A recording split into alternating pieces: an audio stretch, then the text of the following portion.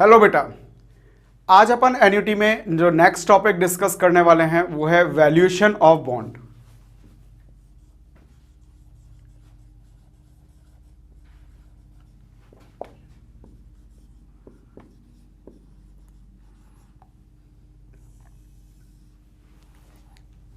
तो valuation of bond में हमारे पास जो बॉन्ड है, ठीक है, जो ये बॉन्ड है ये क्या होती है? डेब्ट सिक्योरिटी होती है, जिसमें आपको एक डेफिनेट इंटरेस्ट और आपका जो भी प्रिंसिपल अमाउंट है वो आपको ऑब्टेन होने की गारंटी होती है। ठीक है ना, मतलब जो भी आपके पास आपके बॉन्ड इशू कर रहा है वो आपको गारंटी देता है, किस पर आपको क्या देगा, वो एक इंटरेस्ट देगा डेफिनेट, और आपको आपका जो प्रिंसिपल अमाउंट है वो तो मिलेगा ही मिलेगा। ठीक है ना, तो हमारे पास इसकी प्रेजेंट वैल्यू कैलकुलेट करने का करना चाहते हैं हम कि इसकी प्रेजेंट वैल्यू क्या होगी। जैसे बॉन्ड है हमारे पास, बॉन्ड की at par value suppose 1 lakh rupees है, मतलब जब बॉन्ड आपका मैच्योर होगा तो आपको 1 लाख रुपीज़ मिलेंगे, उसको हम एट पार वैल्यू या फेस वैल्यू कहते हैं। ठीक है, तो आज की डेट में हमें उस बॉन्ड में कितना इन्वेस्ट करना चाहिए? मिलेगा तो 1 लाख रुपए, लेकिन आज की डेट में हम कितना इन्वेस्ट करें, ये उसकी प्रेजेंट वैल्यू हो गई। तो हमारे पास जो बॉन्ड की प्रेजेंट वैल्यू है,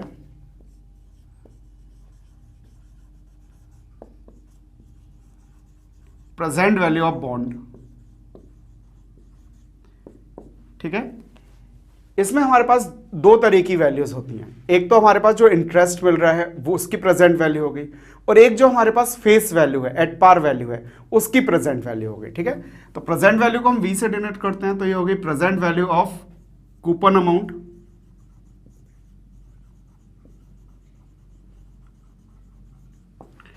plus present value of face value. ये हमारे पास दो चीजें होगी।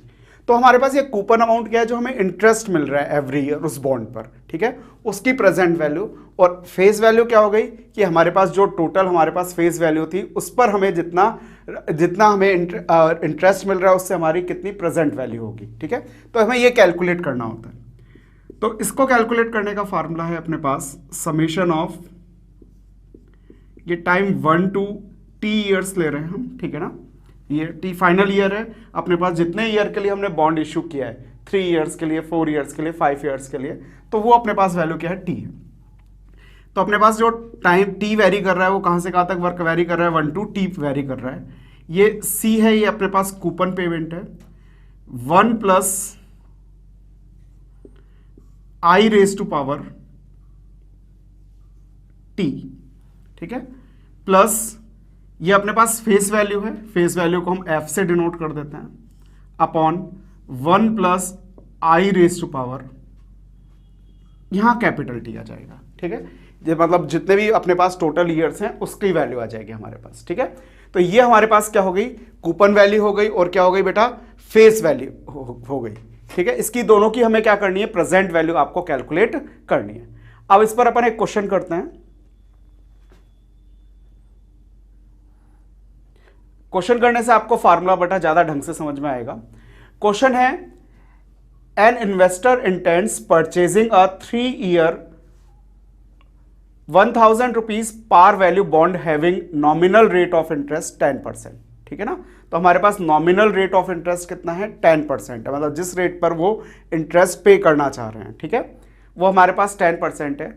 और पार वैल्यू क्या है अपने पास, 1000 रुपीज पार वैल्यू है अपने पास बॉन्ड की। पार वैल्यू मतलब फेस वैल्यू। तो हम कह सकते हैं कि हमारे पास एफ की वैल्यू कितनी हो गई बेटा, 1000 हो गई। ठीक है ना, इंटरेस्ट वो कितना पे करना चाह रहे हैं, हमें 10% पे करना चाह रहे हैं। ठीक है, फिर आगे क्या है हमारे पास क्वेश्चन में, at what price the bond may be purchase now. आज की डेट में हम बॉन्ड को किस रेट में परचेज करें, मतलब हमें प्रेजेंट वैल्यू कैलकुलेट करनी है बॉन्ड की। If it matures at par and the investor required to rate of return is 14%। ठीक है, इन्वेस्टर कितना रिटर्न चाहता है वो हमारे पास क्या है बेटा, ये आई है। ठीक है ना, तो इन्वेस्टर कितना रिटर्न चाहता है, 14% का रिटर्न चाहता है, तो आई क्या हो गया आपके पास, 0.14 हो गया। ठीक है, ये आप ध्यान रखना बेटा, वो अपने पास जो 10% था वो था आपके पास कूपन रेट थी, ठीक है ना। लेकिन अपने पास जो रिटर्न रेट है वो क्या है, आई है, कि इन्वेस्टर जो है वो कितना रिटर्न चाहता है उस बॉन्ड पर, 10%, 20%, 40%, 15%, जितना भी वो रिटर्न चाहता है, एक्सपेक्ट कर रहा है, मतलब ये वो हो गई, ठीक है। तो आई आ गया आपके पास 0.14, एफ की वैल्यू कितनी है आपके पास 1000, और कितने ईयर्स के लिए बॉन्ड था, 3 ईयर्स के लिए। तो हमारे पास जो कैपिटल टी है वो कितना हो जाएगा बेटा, 3 ईयर्स हो जाएगा, ठीक है। अब आपको सबसे पहले क्या कैलकुलेट करना है, कूपन वैल्यू कैलकुलेट करनी है, ठीक है। क्या है, कूपन वैल्यू कैलकुलेट करनी है। तो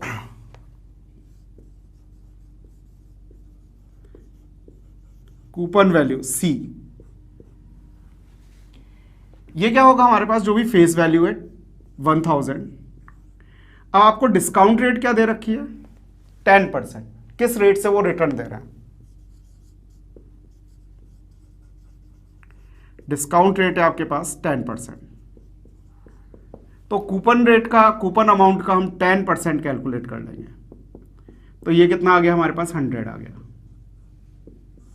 तो आपके पास बेटा जो कूपन वैल्यू हो गई, कूपन अमाउंट हो गया, कूपन पेमेंट हो गया, वो अपने पास क्या हो गया, 100 रुपीज़ हो गया, ठीक है। इस 10,000 का 10% हो गया। ये हमें डिस्काउंट रेट दे रखी थी। तो ये अपने पास बेटा जो एग्जाम्पल है वो एग्जाम्पल नंबर 40 आपकी बुक का, ठीक है। वापस से समझ लो बेटा इसमें क्या क्या चीज़ें हैं, थोड़ा सा कॉम्प्लेक्स है आप लोगों के लिए, ठीक है ना। अभी तक आपने इस टाइप की चीज़ें पढ़ी नहीं है। इसमें हमें ये दे रखा है इन्होंने कि हमारे पास क्या है, 1000 रुपीज़ का बॉन्ड है। मतलब मैंने आपसे 1000 रुपीज़, मैं आपको ये कह रहा हूँ कि मैं आपको 3 साल बाद 1000 रुपीज़ दूंगा, ठीक है ना। अब आप मुझे कुछ अमाउंट दे दीजिए, ठीक है ना। तो मैंने आपसे कहा कि आप मुझे 950 रुपीज़ दे दीजिए और 3 ईयर्स के बाद मैं आपको क्या कर दूंगा, 1000 रुपीज़ पे कर दूंगा। तो ये अपने पास क्या हो गया, बॉन्ड हो गया एक तरीके से। और मैंने ये भी एश्योर किया आपको कि डिस्काउंट रेट कितना मिलेगा, 10%। मतलब आपको 10% रिटर्न मैं दूंगा कम से कम, ठीक है ना, मिनिमम। अब आप चाहते हैं कि ये 14% रिटर्न मिल जाए इस पर हमें, ठीक है ना। तो इसके लिए आपको उस बॉन्ड को कितने में परचेज करना चाहिए, आप ये कैलकुलेट करना चाह रहे हैं, ठीक है। तो हमारे पास सबसे पहले हम क्या कैलकुलेट करेंगे, कूपन अमाउंट। कूपन अमाउंट मतलब जो 10% डिस्काउंट रेट से हमें इंटरेस्ट मिल रहा है उसकी प्रेजेंट वैल्यू कैलकुलेट करना चाह रहे हैं। तो उसके लिए हम कूपन वैल्यू कैलकुलेट करेंगे। तो 10,000 का हमने 10% कैलकुलेट कर लिया, कितना आ गया हमारे पास, 100 रुपीज़ आ गया, ठीक है ना। और हमारे पास फेस वैल्यू 1000 रुपीज़ है, टाइम पीरियड कितना है, 3 ईयर्स है, और अपने पास रेट ऑफ इंटरेस्ट मतलब रिटर्न रेट कितनी है, 14% है। अब ये सारी वैल्यूज हम यहां पर फार्मूले में पुट कर देते हैं। इसको मिटा मैं यहां लिख देते हैं इसको 100 रुपीज। अब हमारे पास जो प्रेजेंट वैल्यू है वो क्या हो जाएगी बेटा, summation of T equals to 1 to 3, ठीक है ना। ये 1 से लेकर 3 ईयर तक मूव करेगा। सी हमने कैलकुलेट किया, हमारे पास 100 है। 1 प्लस आई कितना है अपने पास, 0.14 रेज टू पावर टी की वैल्यू कितनी है अपने पास, ये वेरी करेगी यहां पर, इसको भी अपन सॉल्व करते हैं। प्लस अपने पास एट पार वैल्यू कितनी है, यानी face value 1000 upon 1 plus I raise to power T हमारे पास कितना है बेटा, 3 ईयर्स है। अब इस समेशन का मतलब क्या होता है बेटा, कि पहले हम टी की वैल्यू 1 पुट करेंगे, फिर समेशन का मतलब क्या होता है, प्लस लगा देंगे, फिर टी की वैल्यू हम क्या पुट करेंगे, 2 पुट करेंगे, फिर टी की वैल्यू हम 3 पुट करेंगे, एंड सो ऑन। इस तरीके से हम वैल्यू पुट करेंगे। तो पुट कर दो, टी की वैल्यू सबसे पहले 1 पुट करेंगे तो कितना आ जाएगा बेटा, 100 अपॉन 1 प्लस 0.14 की पावर 1, फिर टी की वैल्यू 2 पुट कर दो, 100 अपॉन 1 प्लस 0.14 की पावर 2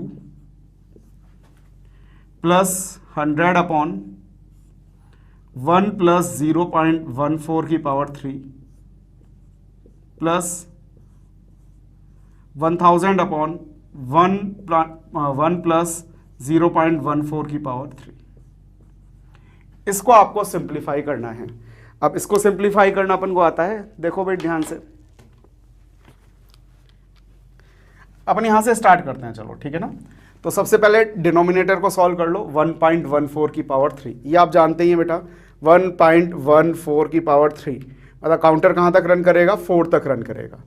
अब ये अपने पास क्या है, डिनोमिनेटर में, इसको न्यूमरेटर में लाने के लिए रेसिप्रोकल करना पड़ेगा।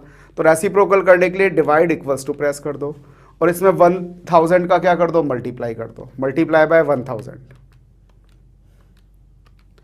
इसको हमने मेमोरी में सेव कर दिया, 674.97 रुपीज़ आ रहा है, इसको हमने मेमोरी में सेव कर दिया।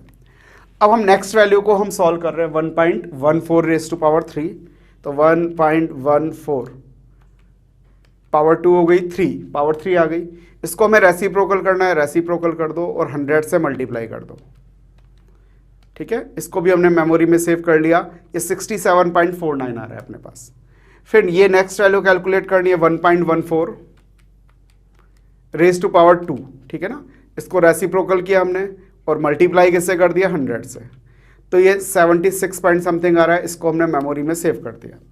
फिर उसके बाद अपने पास लास्ट क्या है, तो 1.14 है, तो 100 में डायरेक्ट डिवाइड कर ले 1.14 का, 100 डिवाइडेड बाय 1.14, तो ये 87 पॉइंट समथिंग आ रहा है, इसको भी हमने मेमोरी में सेव कर लिया। तो मेमोरी में सेव करने से क्या होती है बेटा, ये वैल्यूज ऐड होती जाती है ऑटोमेटिकली। अपने कैलकुलेटर में केवल एक ही मेमोरी होती है, जब हम सेकंड टाइम कोई मेमोरी में सेव करते हैं वैल्यू, तो वो पहली वाली वैल्यू में ऑटोमेटिकली क्या हो जाती है, ऐड अप हो जाती है, ठीक है। अब टोटल वैल्यू क्या हुई, इसके लिए मेमोरी रिकॉल कर लो, मेमोरी रिकॉल किया तो ये 907.13 आ रहा है, ठीक है ना बेटा, क्या आ रहा है, 907.13 रुपीज़।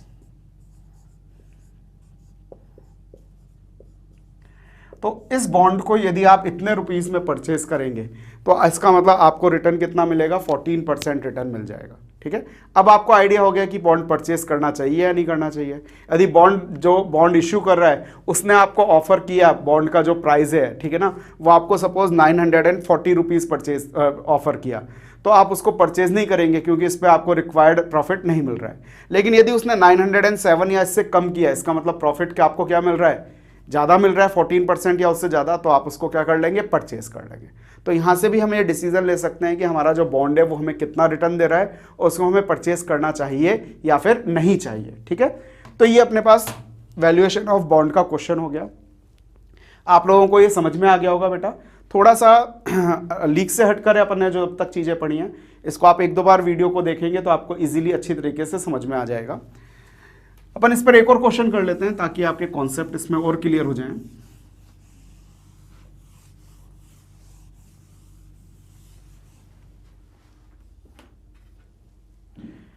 तो बेटा अपने पास जो क्वेश्चन है वो है,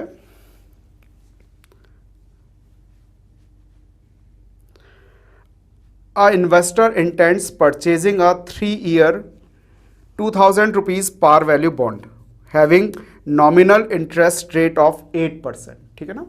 तो आपके पास जो एट पार वैल्यू है, ठीक है ना, मतलब फेस वैल्यू है,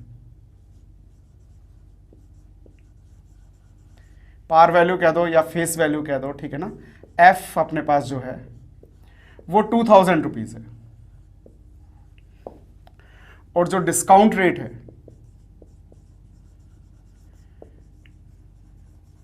वो कितनी है बेटा, 8% है, ठीक है। डिस्काउंट रेट कितनी दे रखी है बेटा आपको, 8% गिवन है क्वेश्चन में। At which price the bond may be purchase now if it mature at par and the investor required YTM। YTM मतलब होता है यील्ड टू मैच्योरिटी। जब मैच्योर हो जाए आपकी वैल्यू तो उस पर आपको कितना यील्ड मिलना चाहिए, कितना प्रॉफिट मिलना चाहिए, ठीक है ना। तो आपको YTM दे रखा है 12%, मतलब आई, जिसको हम आई से डिनोट कर रहे हैं फार्मूले में, वो आपको दे रखा है बेटा 12%, ठीक है ना।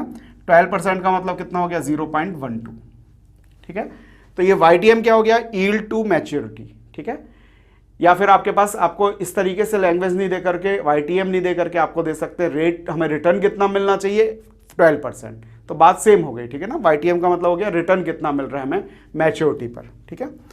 तो आपको अब क्या कैलकुलेट करनी है, प्रेजेंट वैल्यू कैलकुलेट करनी है, ठीक है। बॉन्ड की वैल्यूएशन की प्रेजेंट वैल्यू आपको कैलकुलेट करनी है।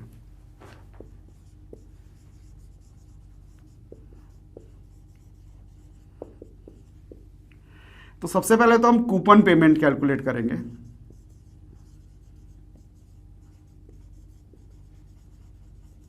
कूपन पेमेंट को हम C से डिनोट कर रहे हैं, ये जो हमारा C है, ठीक है ना, ये हमें किस रेट से मिल रहा है, 2000 रुपीज पर 8% की रेट से मिल रहा है, ठीक है। डिस्काउंट रेट कितनी है बेटा हमारे पास, 8%। तो 2000 का 8% निकाल लो पहले तो ये हो गया 2000 इंटू 8/100, तो ये हो जाएगा बेटा अपने पास 160 रुपीज, ठीक है। अब अपने को सारी वैल्यूज गिवन है, टाइम पीरियड कितना गिवन है बेटा अपन को, 3 ईयर। तो हमारे पास सारी वैल्यूज गिवन है। अब इसको आपको क्या करना है, फार्मूले में पुट करना है बस, ठीक है। तो इसको हम फार्मूले में पुट कर देते हैं, तो हमारे पास आंसर आ जाएगा। तो प्रेजेंट वैल्यू हो गई हमारे पास summation t equals to 1 to t equals to कितना हो गया बेटा 3, ठीक है। मतलब कहां तक वेरी कर रहा है आपके पास, 3 इयर्स तक वेरी कर रहा है। c आपके पास 160 रुपीज है, 1 प्लस आई कितना है आपके पास 12%, मतलब 0.12, इसकी पावर t हो जाएगा। t लिखेंगे यहाँ, t की वैल्यू वेरी कर रही है 1 2 3, प्लस फेस वैल्यू आपके पास है 2000 रुपीज अपॉन 1 प्लस आई है आपके पास 0.12, और t की वैल्यू कितनी है आपके पास 3। अब समेशन का मतलब क्या होता है, पहले t की जगह 1 पुट करेंगे, फिर प्लस का साइन लगाएंगे, फिर 2 पुट करेंगे, फिर प्लस का साइन लगाएंगे, फिर 3 पुट करेंगे, फिर प्लस का साइन लगाएंगे। 3 से ज्यादा पुट नहीं कर सकते क्योंकि अपर लिमिट हमें क्या दे रखी है बेटा, 3 दे रखी है। अब वैल्यूज पुट कर दो, 160 upon 1 plus 0.12 raise to power 1 plus 160 upon 1 plus 0.12 raise to power 2 plus 160 upon 1 plus 0.12 raise to power 3 plus 2000 upon 1 plus 0.12 raise to power 3, ठीक है। अब इसको हम सिंप्लीफाई कर लेते हैं। सबसे पहले 1.12 की पावर 3 कैलकुलेट करेंगे, 1.12 ये 3 हो गई, इसको हम रिवर्स कर लेंगे, ठीक है ना, और 2000 से मल्टीप्लाई कर देंगे। इसको मेमोरी में सेव कर लेते हैं हम, 1423 रुपीज आ रहा है समथिंग। फिर अगेन वापस से यहाँ पर 1.12 की पावर 3 कैलकुलेट करेंगे, 1.12 पावर 3, ठीक है। इसको हमने रिवर्स कर लिया और मल्टीप्लाई किससे करेंगे, 160 से। इसको भी मेमोरी में सेव कर लिया। इसके बाद 1.12 की पावर 2 कैलकुलेट करनी है, ठीक है। इसको हम रिवर्स कर लेंगे और मल्टीप्लाई किससे करेंगे, 160 से। इसको भी मेमोरी में सेव कर लिया, और ये तो डायरेक्ट ही कर सकते हैं, 160 में किसका डिवाइड कर दो, 1.12 का। इसको भी मेमोरी में सेव कर लेते हैं, ठीक है। अब मेमोरी की वैल्यू क्या हुई, ये मेमोरी रिकॉल से कैलकुलेट कर लेंगे, तो 1800 समथिंग आ रहा है हमारे पास आंसर, 1807.85 रुपीज। मतलब यदि आप 2000 रुपीज का जो बॉन्ड है, आपको 2000 रुपीज मिलने आफ्टर 3 इयर्स, उसका बॉन्ड आप आज की डेट में 1807.85 रुपीज पर परचेज करेंगे, तो आपको कितना इंटरेस्ट मिलेगा, कितना रिटर्न मिलेगा, 12% रिटर्न मिलेगा। तो ये अपने पास हो गया बेटा वैल्यूएशन ऑफ बॉन्ड। तो अब आपको अच्छी तरह समझ में आ गया होगा वैल्यूएशन ऑफ बॉन्ड के क्वेश्चन को किस तरीके से आपको हैंडल करना है, ठीक है। अपन नेक्स्ट टॉपिक पे अपने आते हैं। तो बेटा अब अपन स्टार्ट करते हैं नेट प्रेजेंट वैल्यू का कॉन्सेप्ट, ठीक है। ये नेट प्रेजेंट वैल्यू क्या है, जैसे सपोज हमें किसी भी कोई हमारे पास प्रपोजल है, कोई प्रोजेक्ट है, ठीक है, हमें कैलकुलेट करना है कि इसको हम एक्सेप्ट करें या नहीं करें, तो उसके लिए हम नेट प्रेजेंट वैल्यू कैलकुलेट करते हैं, ठीक है ना। इसमें क्या होता है, हमारे पास जो भी हमने उसमें आउटफ्लो दिया, मतलब हमारे पास जो भी उसमें हमारा एक्सपेंडिचर है, ठीक है, और उससे हमें जो भी इनफ्लो मिल रहा है, कैश इनफ्लो मिल रहा है, ठीक है ना, उसकी हम प्रेजेंट वैल्यू कैलकुलेट करते हैं, और प्रेजेंट वैल्यू के बेसिस पर हम ये डिसीजन लेते हैं कि ये प्रपोजल है या फिर जो भी प्रोजेक्ट है वो हमें करना चाहिए या फिर नहीं करना चाहिए, ठीक है ना। यदि हमारे पास नेट प्रेजेंट वैल्यू क्या आ रही है, पॉजिटिव आ रही है, तो हम उस प्रपोजल को डेफिनेटली क्या कर लेंगे, एक्सेप्ट कर लेंगे। और यदि वो नेगेटिव आ रही है तो हम क्या करेंगे, उसको एक्सेप्ट नहीं करेंगे बल्कि क्या कर देंगे, रिजेक्ट कर देंगे। ठीक है ना। तो हमारे पास जो नेट प्रेजेंट वैल्यू है,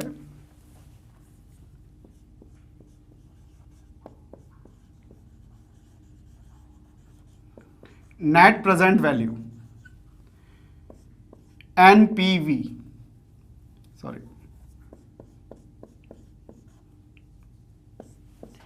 इसको कैलकुलेट करने का फार्मूला होता है हमारे पास, जो भी हमारे पास कैश इनफ्लो है, ठीक है, उसकी प्रेजेंट वैल्यू। ठीक है, तो हम क्या कहेंगे, present value of cash inflow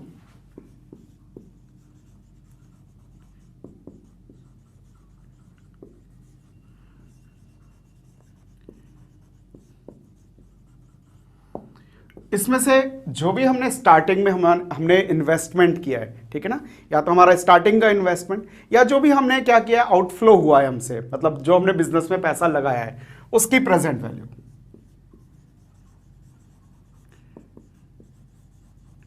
present value of cash outflow. इन दोनों के डिफरेंस को हम क्या कहते हैं, नेट प्रेजेंट वैल्यू, एनपीवी कहते हैं अपन। ठीक है ना। अब अपने पास यदि ये एनपीवी है, ये greater than equals to zero है। ठीक है, greater than equals to zero मतलब जो हमारे पास इनफ्लो आया वो क्या है, आउटफ्लो से ज्यादा है, मतलब जो हमारी इनकम है वो हमारे एक्सपेंडिचर से क्या है, ज्यादा है। ठीक है, तो हमारे पास जो भी प्रोजेक्ट है, प्रपोजल है, उसको एक्सेप्ट करेंगे या रिजेक्ट करेंगे, हम उसको एक्सेप्ट कर लेंगे।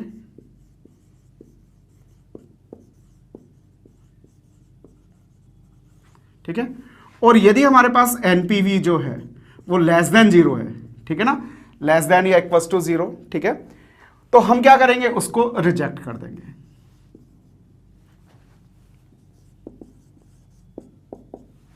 ठीक है, तो जो भी हमारा प्रपोजल है उसको हम क्या कर देंगे बेटा, रिजेक्ट कर देंगे।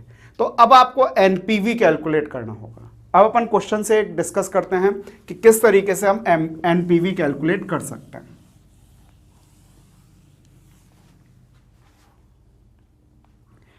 ये अपने पास बेटा एग्जाम्पल नंबर 43 है मॉड्यूल का अपने।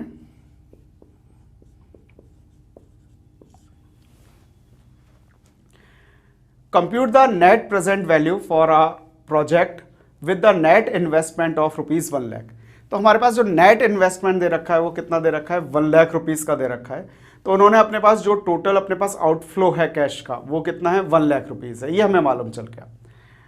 उसके बाद इनफ्लोज इन्होंने दे रखे हैं। ठीक है ना, हमारे पास कैश जो इनफ्लो है वो फर्स्ट ईयर तो कितना है, 55,000 है, सेकेंड ईयर कितना है बेटा, 80,000 रुपीज है, एंड थर्ड ईयर कितना है, 15,000 रुपीज है। ठीक है, कंपनी की जो कैपिटल की कॉस्ट है वो बेटा कितनी है अपने पास, 10% है। ठीक है, तो इसको हम कैलकुलेट कर लेते हैं जो हमारे पास कैश इनफ्लो। तो बेटा इस एग्जांपल में आपको क्या दे रखा है, compute the net value of a project with the net investment of ₹1 lakh. ठीक है, इन्वेस्टमेंट कितना का रखा है हमने, 1 लाख रुपीज का इन्वेस्टमेंट का रखा है, मतलब ये हमारे पास क्या हो गया, कैश आउटफ्लो हो गया। कैश आउटफ्लो की प्रेजेंट वैल्यू हो गई, स्टार्टिंग में हमने इन्वेस्टमेंट किया है, आगे कोई इन्वेस्टमेंट हमने नहीं कर रखा है। तो हमारे पास जो net value, present value of cash outflow है वो क्या हो गया, 1 लाख रुपीज हो गया। ठीक है, उसके बाद इन्होंने 3 इयर्स के लिए अपन को कैश इनफ्लो दे रखे हैं बेटा, 50,000, 80,000 एंड 15,000। तो आपके पास जो फर्स्ट ईयर है उसमें जो कैश इनफ्लो है वो है 55,000 क्वेश्चन में। जो सेकेंड ईयर है बेटा वो आपको दे रखा है 80,000 रुपीज, और जो थर्ड ईयर है वो आपको दे रखा है बेटा 15,000 रुपीज। ये हमारे पास कैश इनफ्लो है। ठीक है, लेकिन ये डिफरेंट ईयर में हमें इनफ्लो मिल रहा है। हमें इनकी क्या करनी है, प्रेजेंट वैल्यू कैलकुलेट करनी है सबसे पहले तो। ठीक है ना, तो हम कैलकुलेट करेंगे present value of cash inflow.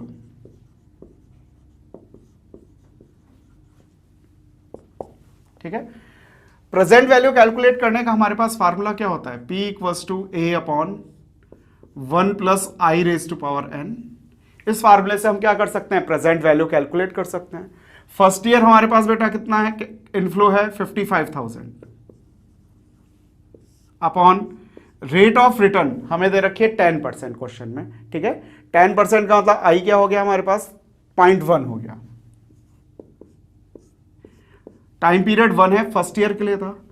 फिर सेकेंड ईयर का हम प्रेजेंट वैल्यू कैलकुलेट कर ले, जो भी हमारे पास कैश इनफ्लो आया है, ठीक है ना, 80,000 है वो, upon 1 plus I raise to power 2, ये सेकेंड ईयर के लिए था, मतलब 2 ईयर हो गए इसको।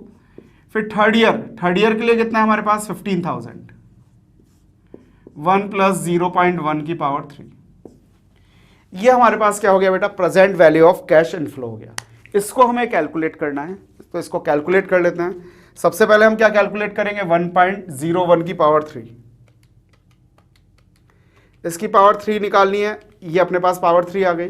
अब इसको हमें सबसे पहले क्या करना पड़ेगा, रेसिप्रोकल करना पड़ेगा। रेसिप्रोकल कर लो और किससे मल्टीप्लाई कर दो, 15,000 से। तो ये हमारे पास 14,000 समथिंग आ गया, ठीक है ना। इसको हम मेमोरी में सेव कर लेते हैं। फिर हमारे पास 1.1 की पावर 2 है, 1.1, इसकी पावर 2 कैलकुलेट की, इसको रेसिप्रोकल कर लो और किससे मल्टीप्लाई करोगे, 80,000 से। ये जो हमारे पास वैल्यू आ रही है 66,000 समथिंग आ रही है, इसको भी हमने मेमोरी में क्या कर लिया, सेव कर लिया, ठीक है ना। फिर हमारे पास ये 55,000 है, 55,000 लिख लो, ठीक है ना, डिवाइडेड बाय 1.1। ये हमारे पास 50,000 आ रहा है, इसको भी हमने क्या कर दिया, मेमोरी में सेव कर दिया, ठीक है ना। अब हमारे पास जो भी मेमोरी की वैल्यू है उसको हमने रिकॉल कर लिया, ठीक है ना। रिकॉल करने पर हमारे पास जो वैल्यू आ रही है वो आ रही है बेटा 1,27,340, 1,27,340 रुपीज आ रही है, ठीक है। अब हमारे पास प्रेजेंट वैल्यू आ गई कैश इनफ्लो की, और हमारे पास प्रेजेंट वैल्यू ऑफ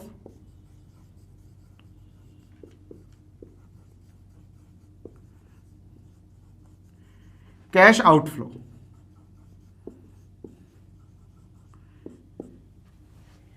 ठीक है। ये हमें दे रखी है इन्होंने 1 लाख रुपीज क्वेश्चन में।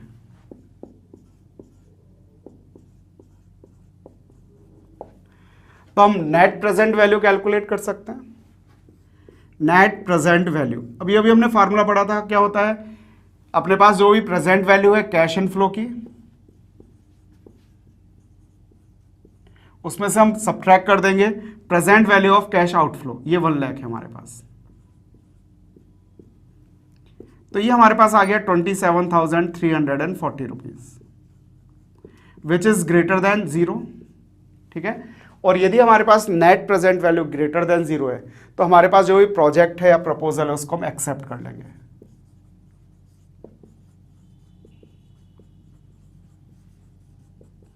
तो हमारे पास आंसर क्या हो जाएगा, प्रोजेक्ट एक्सेप्टेड, ठीक है। इस प्रोजेक्ट को हम एक्सेप्ट कर लेंगे। तो ये हमारे पास नेट प्रेजेंट वैल्यू पर बेस कुछ डिसीजन मेकिंग क्वेश्चंस हैं, ठीक है। इस टाइप के क्वेश्चंस आपको आने चाहिए, ठीक है। अब हमारा जो नेक्स्ट टॉपिक है, इस चैप्टर का जो लास्ट टॉपिक है वो है ग्रोथ रेट, ठीक है। ग्रोथ रेट हम कैसे कैलकुलेट करेंगे, तो हमारे पास जो नेक्स्ट टॉपिक है बेटा वो है compounded annual growth rate.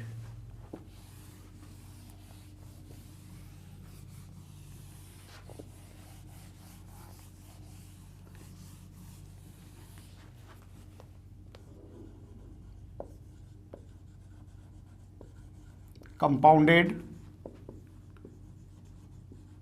Annual growth rate, ठीक है। इसको हम कहते हैं CAGR।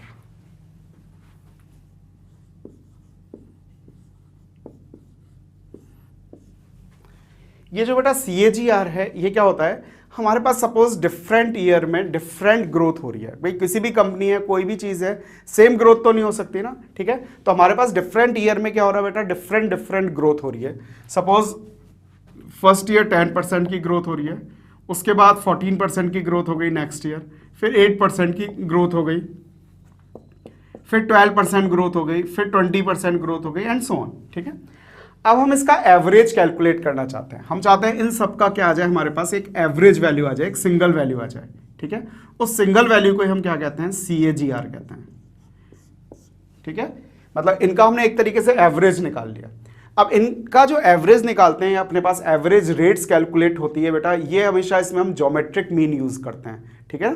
ज्योमेट्रिक मीन का कॉन्सेप्ट यूज़ करते हैं जब भी हम क्या यूज़ कर कैलकुलेट करते हैं, एवरेज रेट्स कैलकुलेट करते हैं, ठीक है। ये अपने स्टैटिस्टिक्स में हम पढ़ेंगे कि रेट्स कैलकुलेट करने के लिए बेस्ट मीन कौन सा होता है, ज्योमेट्रिक मीन। तो अपने पास ये ज्योमेट्रिक मीन या ज्योमेट्रिक प्रोग्रेशन से हमने फार्मूला ड्राइव किया है। अपना कंपाउंड इंटरेस्ट का भी फार्मूला वहीं से आया है, तो कंपाउंड इंटरेस्ट, एन्युटी, ये अपने पास CAGR, ये सब एक ही ओरिजिन से आए बेटा ये फार्मूले, ठीक है। अब हमारे पास CAGR कैलकुलेट करने का फार्मूला क्या है, ठीक है। CAGR equals to value of nth year upon value of initial year, T0 से डिनोट कर रहा है, ठीक है। nth ईयर की वैल्यू को किससे डिनोट कर रहे हैं बेटा, हम वैल्यू ऑफ Tn लिख रहे हैं, और 0th ईयर की वैल्यू को वैल्यू ऑफ T0 लिख रहे हैं, ठीक है ना। Raise to power 1 upon Tn minus T0 minus 1, ये अपने पास CAGR है बेटा, ठीक है। यदि इसको हम 100 से और मल्टीप्लाई कर दें तो हमारे पास परसेंटेज में आंसर आ जाएगा, अदरवाइज हमारे पास क्या आएगा, डेसिमल में आंसर आएगा, ठीक है ना। अब हमारे पास इस पर बेस्ड एक क्वेश्चन है, ठीक है। Suppose the revenue of a company for 4 years, ठीक है ना। आपको 4 ईयर्स का रेवेन्यू गिवन है, आपको कैलकुलेट करना है compound annual growth rate. Question लिख लेते हैं हम, हमें एक तो ईयर्स दे रखे हैं,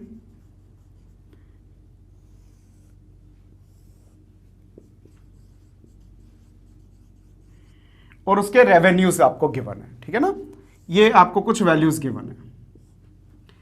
ईयर है सपोज हमारे पास 2015, 2016, 2017 एंड 2018, ये हमारे पास बेटा 4 ईयर्स है।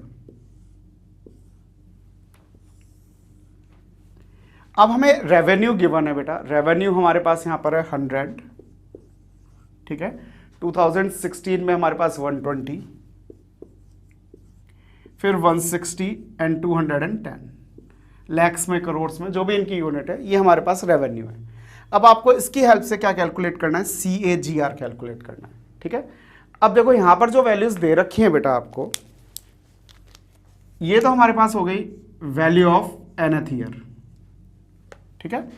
ये इनिशियल वैल्यू को हम क्या कहेंगे, वैल्यू ऑफ 0th ईयर, ठीक है। ये हमारे पास जो टाइम है 2018, ये अपने पास nth ईयर हो गया, और ये क्या हो गया बेटा, 0th ईयर हो गया अपने पास। ये हमारे पास वैल्यूज हैं जो भी हैं, तो ये फार्मूले में हम पुट कर दें तो CAGR क्या हो जाएगा बेटा अपने पास, वैल्यू ऑफ nth ईयर की वैल्यू कितनी है, 210, upon value of initial year मतलब 0th ईयर की वैल्यू कितनी है बेटा अपने पास, 100,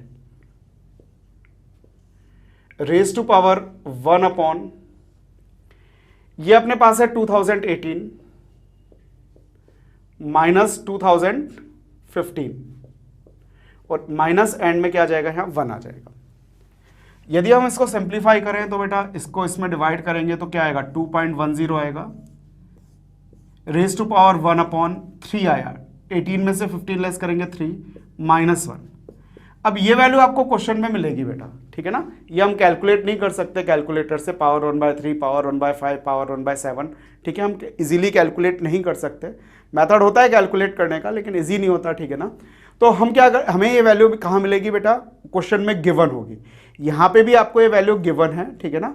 ये जो वैल्यू है अपने पास, इसको सॉल्व करने पर ये अपने पास जो 2.10 की पावर 1/3 है, इट इज इक्वल टू 1.2774, 1.2774।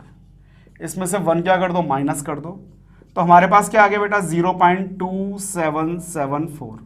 और यदि हम इसको परसेंटेज में रिप्रेजेंट करें तो 27.74, ये हमारे पास CAGR हो गया, ठीक है।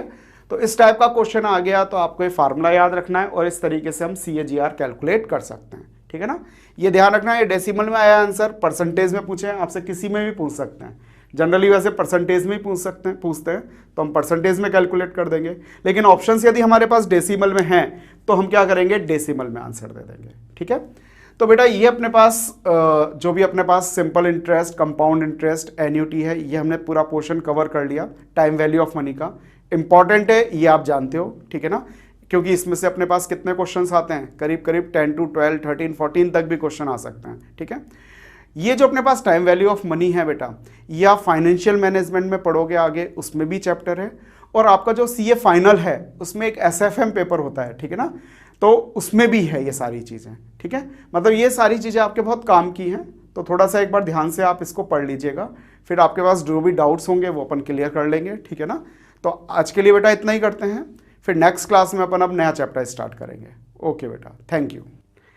हेलो स्टूडेंट्स, आप लोगों को हमारा चैनल पसंद आ रहा होगा। हम लोग न्यू रिसर्च करके नए तरीके से आप लोगों को सामने हमारा मैटर ला रहे हैं, और आप लोगों को डेफिनेटली ये बेनिफिशियल होगा। अब आप लोगों को हमारे न्यू नोटिफिकेशंस मिलते रहें। ठीक है, हमने जो भी आप लोगों के लिए प्लानिंग की है उससे आप लोग जानते रहें। इसके लिए आप हमारा चैनल सब्सक्राइब करें और बेल आइकॉन जरूर दबाएं। बेल आइकॉन से आपके पास हमारी न्यू लेटेस्ट चीज़ें आती रहेंगी। आप लोगों को कोई भी क्वेरी होती है यदि, ठीक है ना, ऑनलाइन क्लासेस में क्या है, हम पढ़ा रहे हैं लेकिन आपके पास कोई क्वेरी आती है, तो उसके लिए बेटा हम अपना व्हाट्सएप नंबर दे रहे हैं। ठीक है, आप इस व्हाट्सएप नंबर पे अपनी जो भी क्वेरी है, जो भी आपकी डाउट्स है, जो भी प्रॉब्लम है, वो आप हमें व्हाट्सएप कर सकते हैं। आपको तुरंत ही उसका सॉल्यूशन मिल जाएगा। आप लोगों से बस ये रिक्वेस्ट है बेटा, व्हाट्सएप करें, आप कॉल नहीं करें, क्योंकि दिन में हम क्लासेस में बिजी रहते हैं। तो आप व्हाट्सएप करेंगे तो हम फ्री होते ही आपको आपका आंसर दे देंगे। ओके बेटा, थैंक यू वेरी मच।